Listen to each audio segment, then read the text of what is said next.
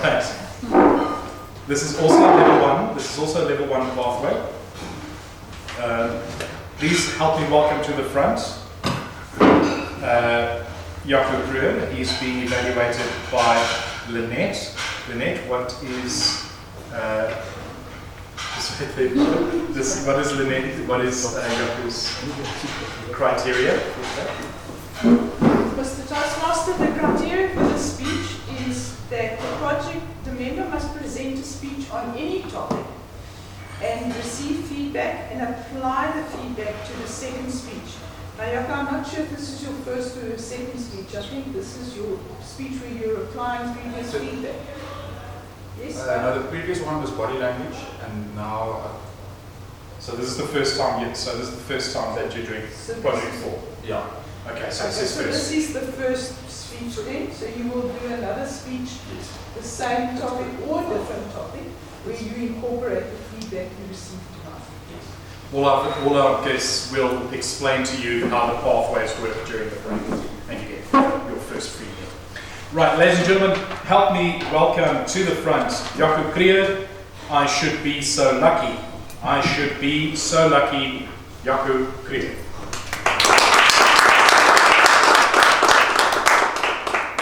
Just before I start a minor correction, my pathway is persuasive influence and not humor. So I would just give some context.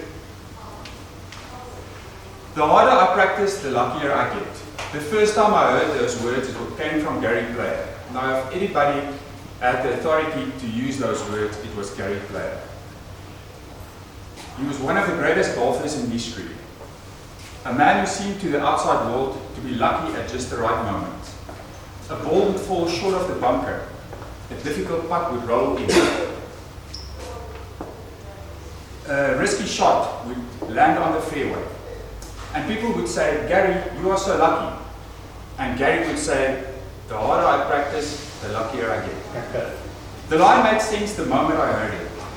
It was strong, it sounded strong, it sounded disciplined, it sounded fair. You practice hard and luck will follow. And over the years, I have many versions of the same idea, from athletes to actors to entrepreneurs. But the message always stayed the same. Lucky people are not just lucky. They practice, they prepare, and they show up. But recently I heard Tina Seelig on the Think Fast, Talk Smart podcast make an important distinction. She said that there's a difference between luck and fortune. So fortune is something that you get born into, or a time that you get born into, or certain circumstances that you arrive in. Luck is meeting somebody because you have the courage to start a conversation. Luck is being prepared, getting an opportunity because you were prepared when it appeared. Luck is being remembered because you helped somebody before you needed something. And that changed the way I thought about luck. Because if luck is not something that just happens to us, then we are not helpless. We can participate in it and we can make ourselves more available to it. And tonight I want to persuade you of one idea. Luck is not only something you wait for, luck is something you practice.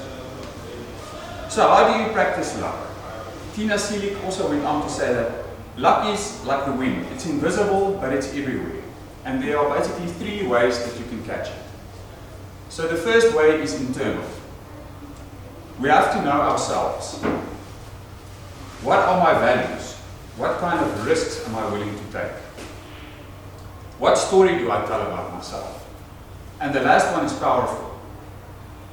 A lot of people go through life and they keep saying that I'm not lucky. Other people get all the opportunities. And without realizing it, it becomes the story that lives inside them. But what happens if we change that story?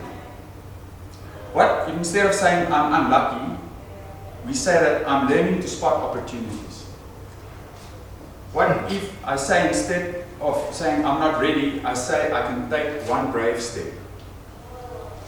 What if instead of saying that door is closed, I'm saying, where's the open window? The story we tell about ourselves affect our actions, and our actions affect the opportunities that we see, and the opportunities that we see affect the luck that we catch. The second way to catch luck is to get other people engaged in our goals. This does not mean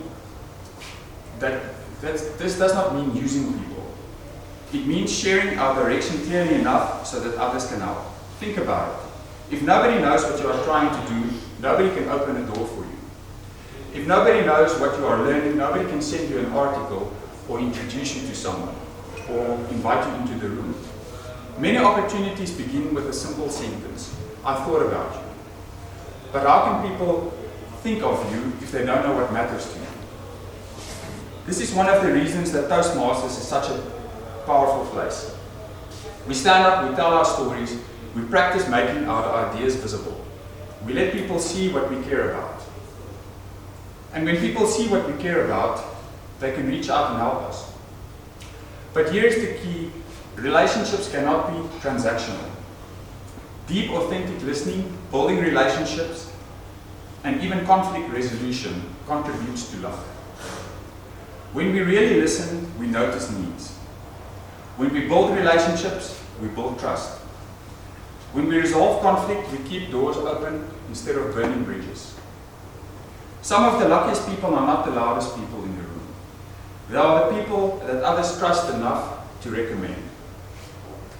So then the third way to catch luck is to hoist a sail. A sailor cannot control the wind, but he can hoist the sail to catch it. In the same way, we cannot control every opportunity. We cannot control timing. We cannot control who says yes or no. But we can control our actions. So the question becomes, what sail are you hoisting every day? Are you making the call? Are you practicing the skill? Are you sending the message? Are you asking the better question? Are you showing up when it would be easier to stay invisible? Because luck needs movement.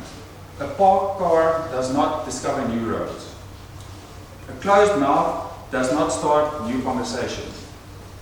A hidden dream does not attract support. When Gary Player practiced for hours, he was hoisting a sail. When we prepare a speech and ask for feedback and come back, we're hoisting a sail. When we listen deeply and build relationships, we stay open to difficult conversations, we are hoisting a sail. And maybe that is what the harder I practice, the luckier I get means. It does not mean that practice guarantees success. We all know that it does not. It means that hard work increases the surface area for luck to land. Preparation makes us ready. Relationships makes us visible. Courage makes us available. And listening makes us useful. So fellow Toastmasters, I want to leave you with a challenge. This week, do 3 things. First, check the story that you're telling about yourself. Make sure it's a story that gives you permission to act on. Second, tell one trusted person about a goal that you are working on. And third, hoist one small sail every day. Send the email. Practice the skill. Start the conversation. Listen more deeply than usual. Because yes, some people may look at your life one day and say, you were so lucky. And when they do, you can turn around and smile and say, I should be so lucky. I think.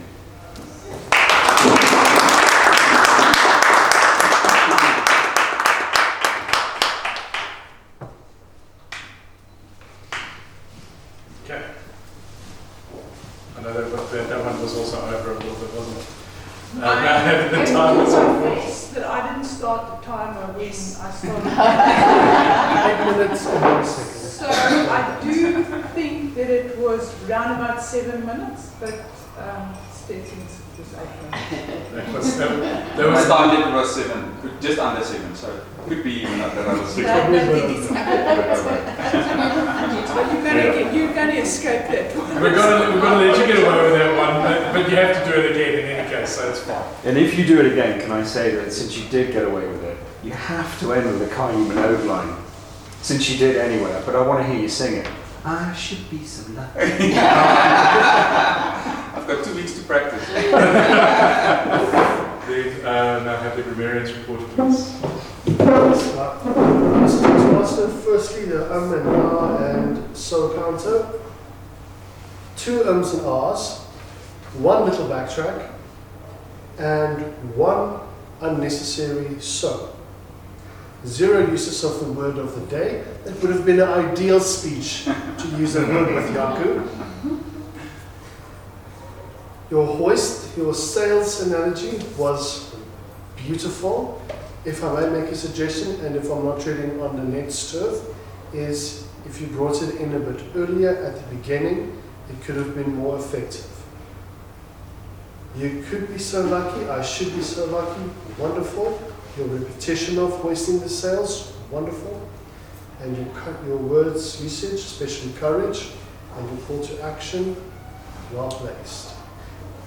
Thank you, Mr. Toastmaster.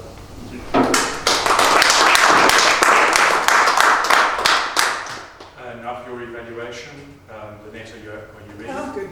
Okay. Now for Jaco's evaluation, let's welcome to the front, Lynette and Mark.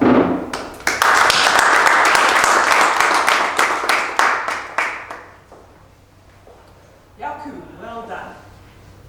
You're still nervous, but you don't need to be. Your voice carries very well. You need to learn to be just a little bit more comfortable here.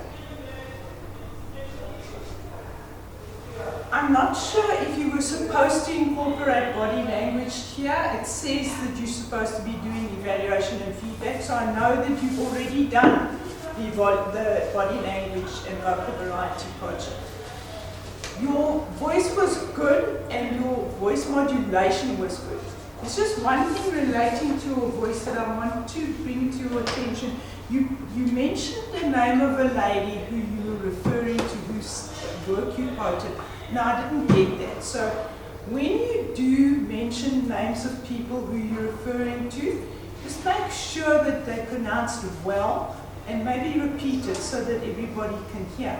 Because in many instances, we go back and we go and look to see what you've told us so we can improve our own lives.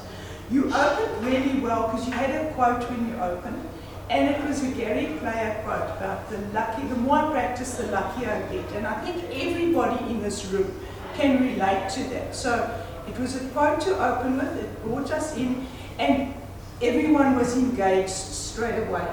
So your message was good. I would just say that, and your message was that we can control our actions. We can do things deliberately to improve. Work on your body language, and your call to action at the end had 3 items in it. Now, I would say that perhaps you could put that in the body of your speech. And when you have a closing call to action, make it shorter and punchier. So I actually wrote down a closing for your speech, which is practice makes perfect. And I thought that that would really have been a better call to action for your speech because people could take it away. Adjusting your sails for the wind that you're facing is a very good analogy and a good thing to encourage people to do. So I would say that maybe you could have brought that into the body of your speech, and I have to apologize for not having time to correct you. Play around with your speech so that the body is not too long and you don't add in my call to action in the middle of your speech and then make it a 9-minute speech. So, well done. You are developing confidence with every speech, and it's really wonderful to see that development. Mr. Toastmaster.